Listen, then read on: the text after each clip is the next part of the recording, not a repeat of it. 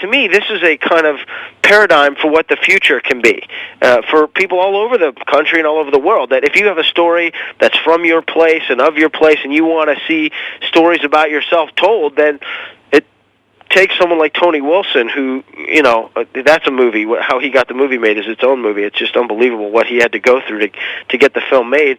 But, then the hard thing to do is to convince the kind of Hollywood infrastructure that it's worth really kind of getting behind, because they look at numbers in such massive scales that smaller movies like this don't get their play. They don't get the money because they're not convinced because if they put it up against Indiana Jones and Iron Man and a couple of the other, and Knocked Up, it's just not gonna be able to compete. It's a sweeter, smaller story. But so were a lot of other really good movies. Hoosiers was a smaller movie, and there's a list of them. There's 1,000 of them, and to me, if your listeners are kind of, interested in supporting the movie, everybody's on email, and you can send out a pulse email to your email list that says, hey, we're aware of this movie, and if you like it, will you pulse it out to your email list? It's this kind of grassroots viral thing is the way that these movies ultimately end up getting, developing an audience now. I mean, that's the new way of doing things, and then eventually that, the studios see the numbers of DVDs that are getting bought, and they're continuing to feed that machine, and then it can take on a bigger life. So that's my hope for the movie, is that ultimately, if it's if people like it, I like it, I'm proud of it. It'll take on a bigger life. Well, I was talking with someone else here earlier about some of the parts of the movie, little intricate details, and they said, wow, you've seen it that many times. My son loves this thing. He puts it in, and, and with a 3-year-old, they have an attention span of about 15, 20 minutes, and then my wife and I end up watching the rest of it because you can't shut it off. And so it's really kind of a neat deal, but it's odd that you mentioned the movie Knocked Up, because one thing I wanted to mention to you about this movie is how much of a family movie it is, and how you can bring the whole family in to watch this. And I know I talked to... there's like one curse word in it when the coach is yelling at the kids in the dugout, and I think he says one. It's not even that bad a curse word, but every time it happens, I kind of wince, like, oh man, maybe we shouldn't have done that. But we did one version of it where I didn't say it, and it kind of doesn't seem as real. Mm-hmm.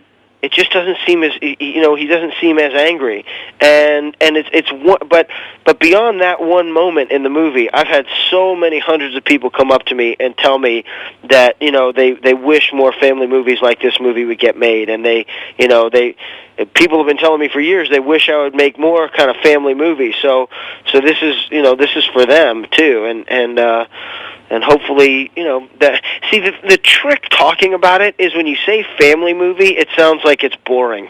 The family movie sounds like, oh, well, there's not that much to see for a lot of people.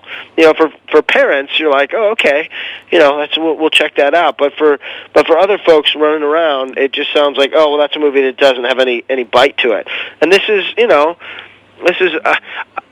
The word corny, I know, goes over big time in Iowa, but it's corny in a good, dramatic way, and I love that about it. I think that Frank Capra used to make corny movies. Mr. Smith Goes to Washington and It's a Wonderful Life, and I don't think this movie is as good as those movies, but I think it's a movie that's certainly worth people's time, that people will enjoy and they'll take something away from. And the other thing that was really cool for me was I had high school baseball players come up to me and say, oh man, we saw that movie, man, we love that movie.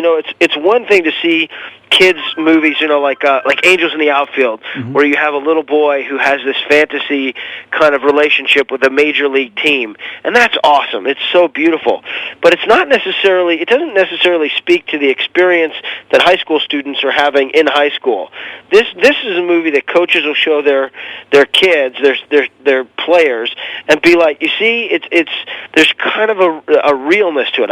I've challenged a lot of people to come up with one, and no one has yet, of a high school baseball movie that really kind of shows high school baseball realistically, in terms of how they're playing the game, on the field, how they're taking infield practice, and what the feeling is like, when they're in the dugout and in the plays and that kind of stuff. So that's pretty proud of that. I played baseball growing up, and I it's the level that I remember playing at. Mm-hmm.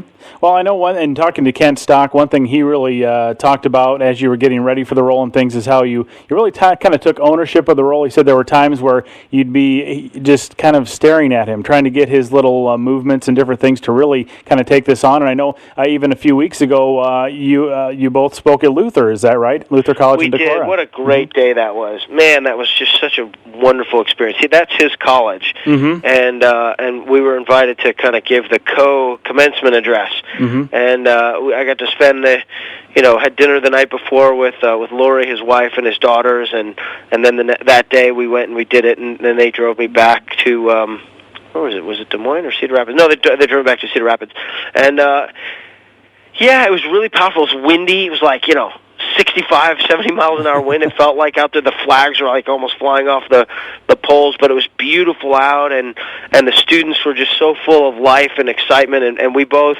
just spoke from our hearts, and it was a pretty great acknowledgement of his and my kind of connection with each other, and it's a privilege to be included. I mean, it's a cool school with a proud tradition and history, and it was an honor to be invited by them to do that. And of course, I'll talk about my father-in-law again because he's a Luther grad and a very proud one at that. So I don't think there are any unproud Luther grads. I don't think so.